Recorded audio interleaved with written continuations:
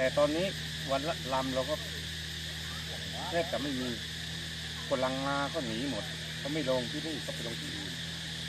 แล้วเรือที่ลงไปไปดูอะไรอะคะไปดูหมู่เกาะไปดูหินฟ้าไปดูปลาโลมาไปเกาะนุ้ยหลวงปู่ทวดไปดูบ่อน้ำจืดกลางทะเลไป